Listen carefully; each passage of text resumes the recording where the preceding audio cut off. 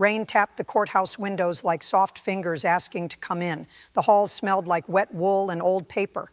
I held a file so thick it pulled on my wrist. Some mornings I already know somebody's heart will break in my room. Before we go further, let me ask you something personal. If you've ever been judged in a single glance, stay with me. I want you to hear what I heard, not what you assume. My name is Judge Elena Marlowe. I've sat on this bench for over 30 years. I've watched angry people turn quiet in one breath. I've watched quiet people erupt after years of holding it in. And I've learned this place is not about winning. That day the sky was low and gray, the kind of sky that makes everyone walk faster. The bailiff's shoes squeaked on the tiles, steady and tired. A woman in the back row kept twisting a tissue. Even the ceiling lights felt colder than usual. I opened the file and felt the weight of it. Tickets, warnings, a report, a photo, a line of numbers that looked clean on paper.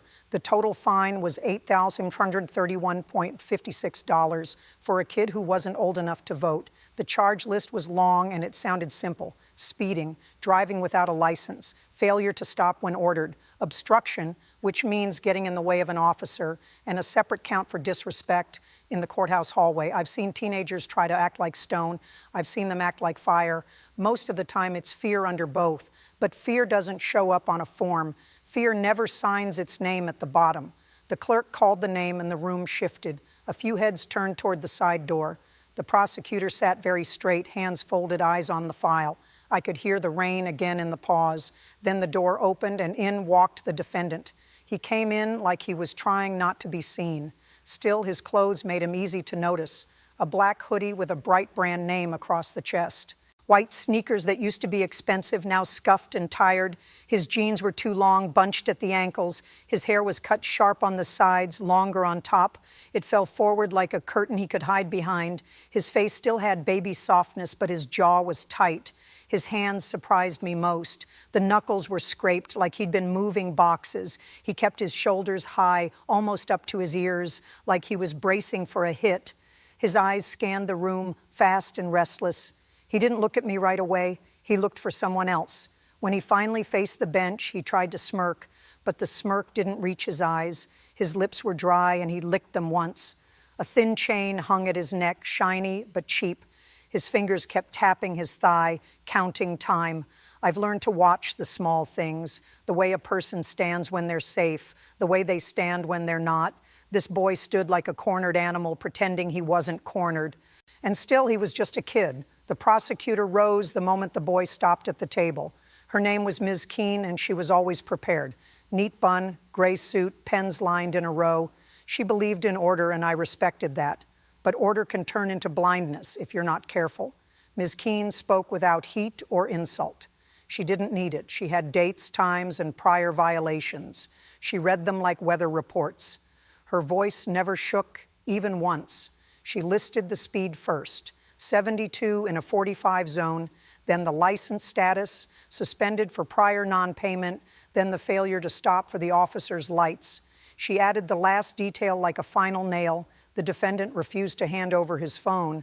He shouted, "Bow, call my daddy." He demanded it loud enough for people outside to hear, and he said the judge would be sorry too. The boy stared at the table as she spoke. One corner of his mouth twitched like he wanted to fight back. But his foot kept bouncing under the chair. His hoodie sleeve rode up and showed a faded bruise on his wrist. Not fresh, but not old either. I listened until Ms. Keene sat down. I didn't rush my words. Silence can be a mirror if you let it.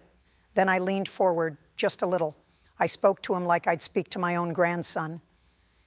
"Tell me your name," I said. He said, "Tyler Reed." His voice tried to sound bored, but the sound came out thin. I asked his age, and he said, 17. I asked him if he understood the charges. He shrugged like it was all a joke, but his eyes kept flicking to the door again, waiting, hoping, or maybe daring someone to show up. "Tyler," I said, "I'm going to ask you some questions. Answer them straight, and we'll do this right." He nodded once, sharp and quick. His fingers clenched, then opened again, like he couldn't keep his hands still.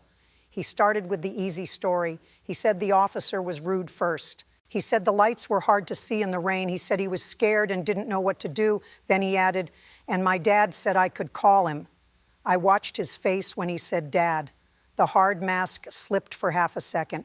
Not love, not pride, more like a kid holding a broken umbrella in a storm, still trying to believe it would work. Have you ever met someone who sounded rude but looked scared underneath it? Have you ever heard a kid say the wrong thing at the worst time? If you have, you might already feel where this is going, but stay with me because the truth didn't come all at once. It came in pieces like shards in my hand. I asked him why his license was suspended. He said he didn't pay the tickets. I asked why he didn't pay. He laughed once, but it wasn't real laughter. He said, "I don't got $8,000, Judge." That was the first crack in the story. Not the big one, but enough to see light. A kid with expensive-looking clothes doesn't always have money. Sometimes those clothes are a costume. Sometimes they're a hand-me-down from a life they don't really live. I asked him where he got the car. He said it was his mom's. A small sedan with peeling clear coat. He said the bumper was held on with zip ties. When he said, "Mom," his voice softened. Ms. Keene flipped a page and said the car was registered to a woman. The name matched, but the insurance had lapsed 2 months ago. Tyler's eyes lowered like he expected me to scold him. I didn't. I just asked, "Why did you drive that day?" He gave the second piece like it hurt to swallow. He said he was picking up his little sister. He said her daycare closes at 6 sharp. He said if you're late, they charge extra. He said, "They don't care if you're broke." I asked how old his sister was. He said 5. He said it fast, like he'd said it 1,000 times, like it was part of his daily math. Then he added, "My mom couldn't go." That's when I noticed the paper clipped inside the file.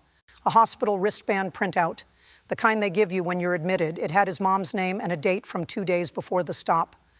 I tapped it with my finger. "Tyler," I said, "your mother was in the hospital." He stared at the paper like it wasn't real. Then his throat moved, hard. He said, "Yeah." He didn't say anything else for a full breath. I asked what happened to her. He didn't answer right away. His fingers grabbed the edge of the table, white-knuckled. Then he said, "She can't breathe right." And he said, "She works nights." And it got worse. That was the second revelation.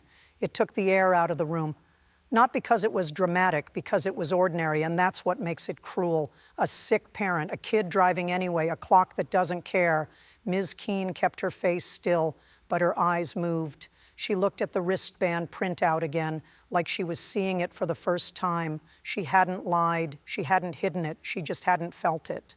I asked Tyler about the moment with the officer, the phone, the shout. He rolled his eyes like he wanted to be tough again. Then he said, "I told him I needed to call my dad." He said, "I thought my dad would fix it." "Fix what?" I asked. He swallowed. He said, "Everything." One word, heavy as a stone. Then he looked at the gallery, and his eyes got shiny and angry at once. I asked him why he called his father Daddy. The courtroom got very quiet. Tyler's cheeks flushed. He said, "That's just how I talk." But his voice cracked on the last word. That crack led me to the third piece, the one that broke the room. It didn't come from a speech. It came from something I noticed on a photo in the file, a picture from the officer's report of Tyler's lock screen. The image showed a little girl in a pink raincoat. She was grinning with 2 front teeth missing. The timestamp at the top read 5:58, and the phone had 16 missed calls, all to one contact saved as Dad. I held the photo up so Tyler could see it.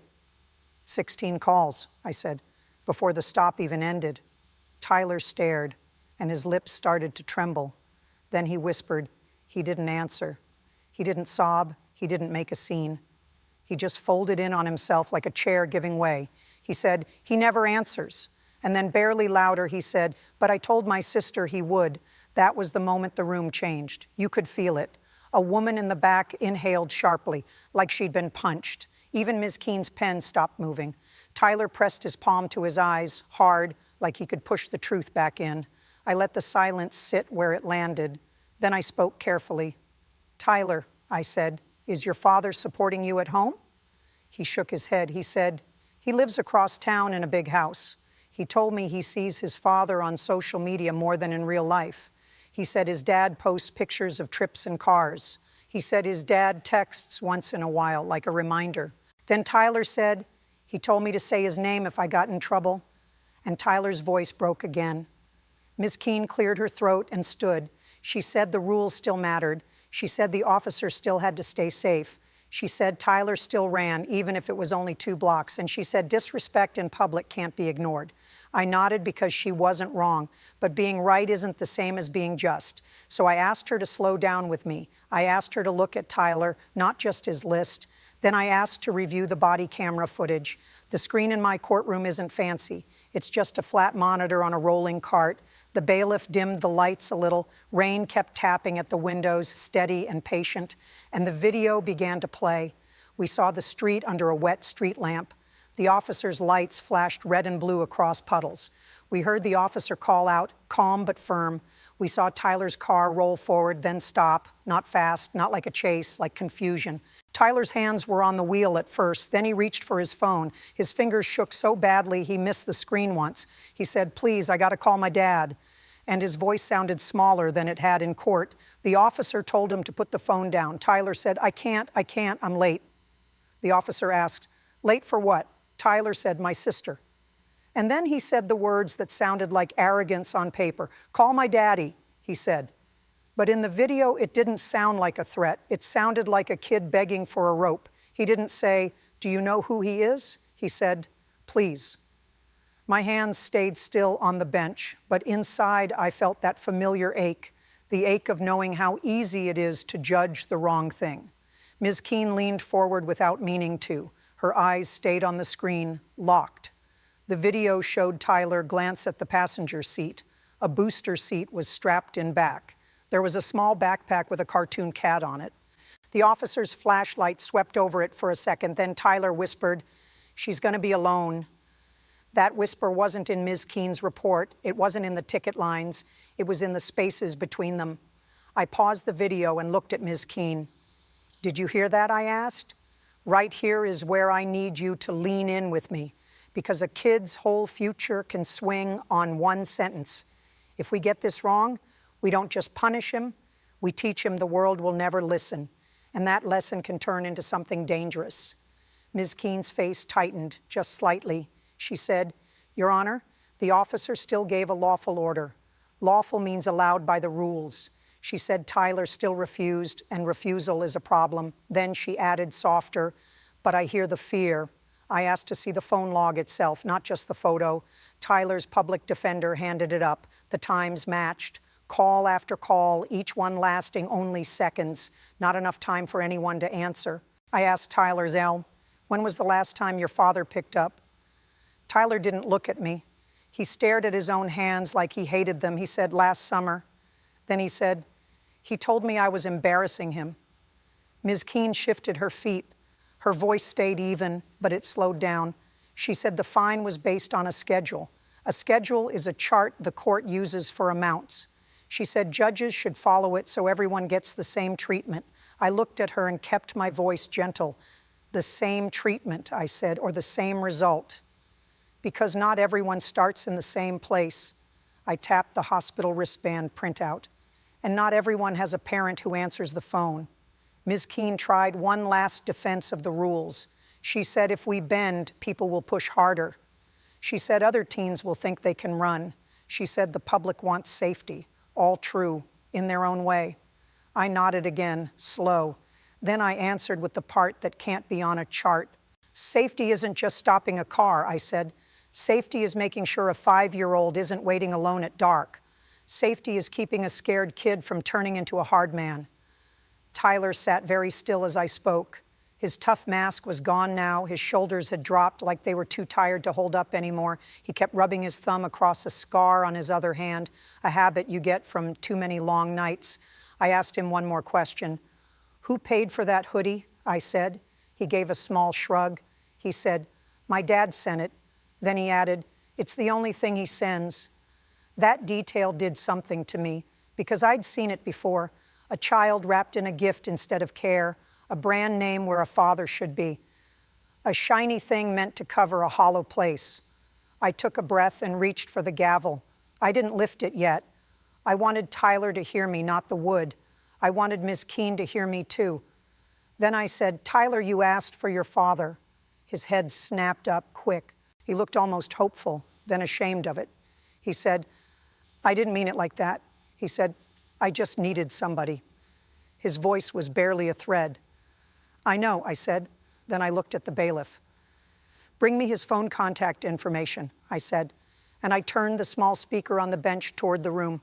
Let's call, I said, right now. Tyler's eyes went wide. Ms. Keene's lips parted like she was going to object, but she didn't. Even she wanted to know what kind of father lived on the other side of 16 missed calls. The clerk dialed, and the ring filled the room. 1 ring, 2, 3. Tyler held his breath like a child making a wish. Then the line clicked, and a man's voice came through. What? The voice said. Not hello, not Tyler's name. Just what? Like we were an annoyance. Tyler's shoulders rose again, up to his ears. I leaned closer to the speaker. Mr. Reed, I said, this is Judge Elena Marlowe. I'm calling from the courthouse. Your son is here. There was a pause, then a sharp exhale. What's he done now? The man said. Tyler flinched like the words were a slap. I watched his hands. They curled into fists, then relaxed again. A child trying to stay calm in front of strangers. I kept my voice steady. Your son asked the officer to call you, I said. He called you 16 times. You didn't answer.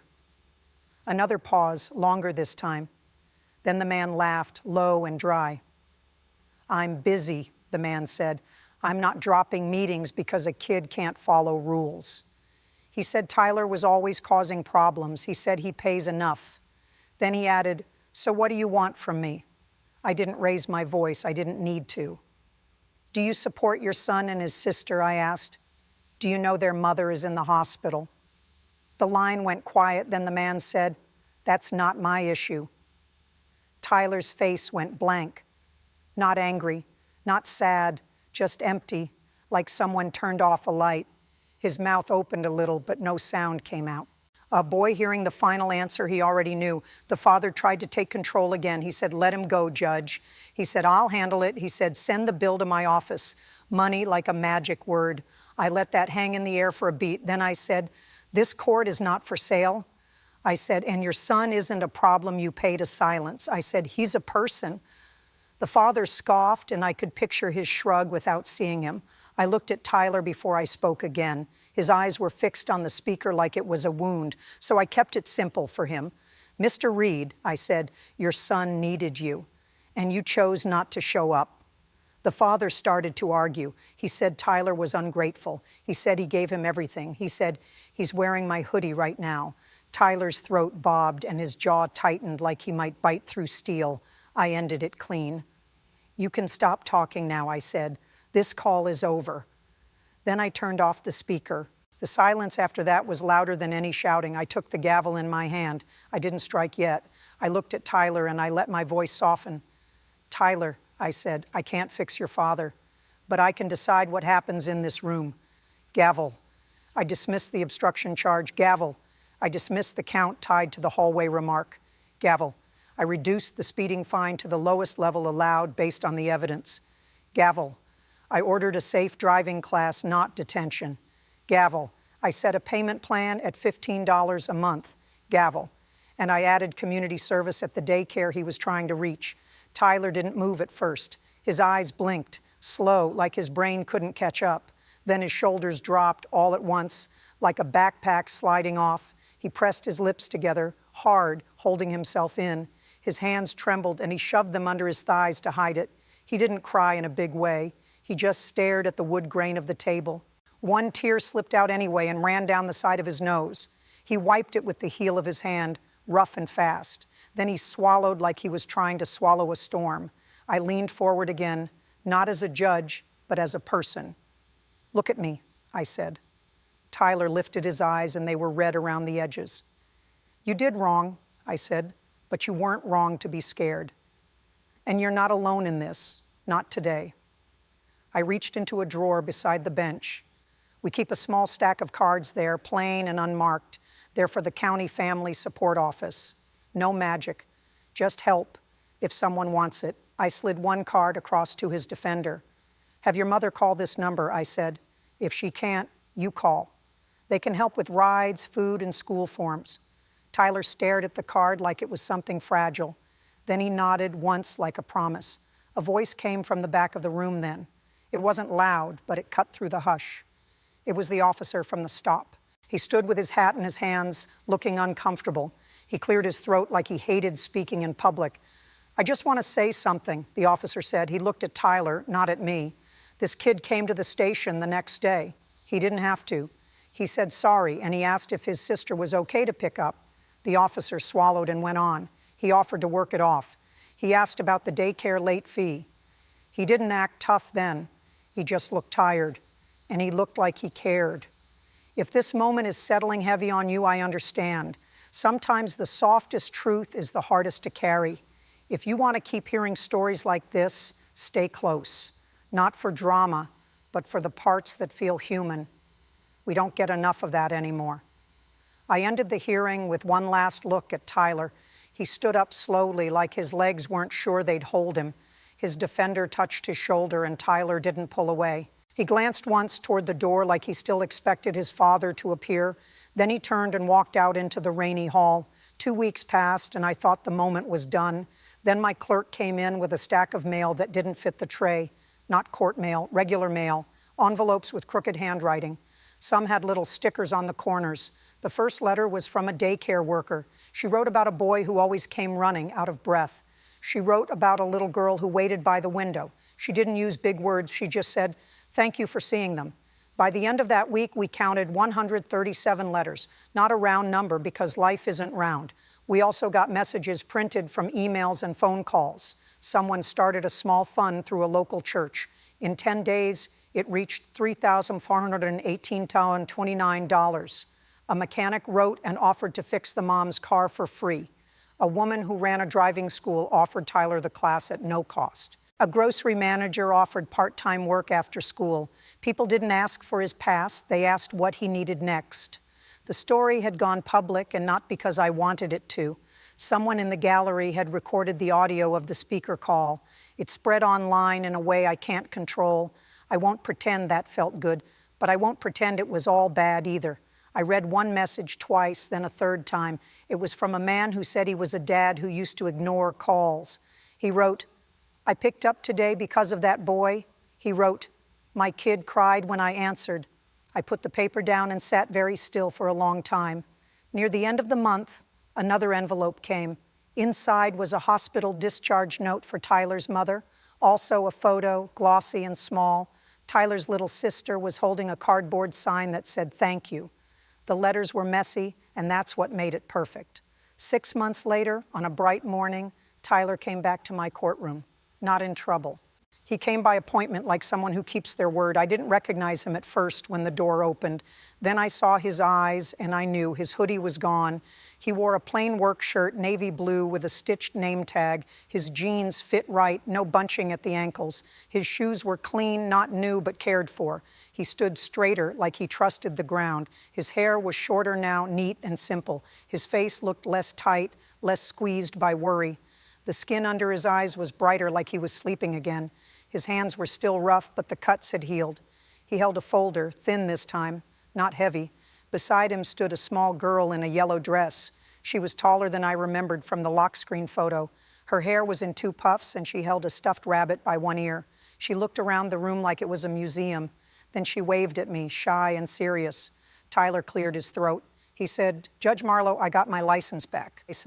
He handed up a copy of the receipt. He had paid every month $15 without missing one. He also handed up a certificate from the driving class. He told me about his apprenticeship at an auto shop. He said he was learning brakes and oil changes. He said the mechanic who wrote the letter took him in like family. Then Tyler said something small, and it hit me hardest. He said, "I don't flinch at the phone ringing anymore." His sister tugged his sleeve and held up a drawing. It showed a stick-figure judge with a square hat. It showed a little girl holding a hand. Above them was a big sun, even though it was raining in the picture. Tyler smiled without trying to hide it. "Before you leave this with me, let me ask you something. What would change where you live if we treated one struggling kid like they mattered? What if we listened for fear before we punished the noise? And what if we picked up the call when it came? Would your town feel different by next week?" That afternoon after court ended, I stayed behind at my desk. The chairs were empty and the air felt lighter. I looked at the old wood of the bench and ran my thumb along a scratch. I thought about Tyler's first day, shoulders up, eyes hunting for help. I thought about the second day, shoulders down, eyes finally steady. People think my job is about rules. It is, sometimes. But most days, my job is about seeing the person inside the mess. The law is a tool, not a machine, and tools are meant to build. I turned off the lights and listened to the quiet settle. Somewhere outside, a car passed on wet pavement. I thought about the calls we don't answer. I thought about the ones we should. Then I went home. Be the answer.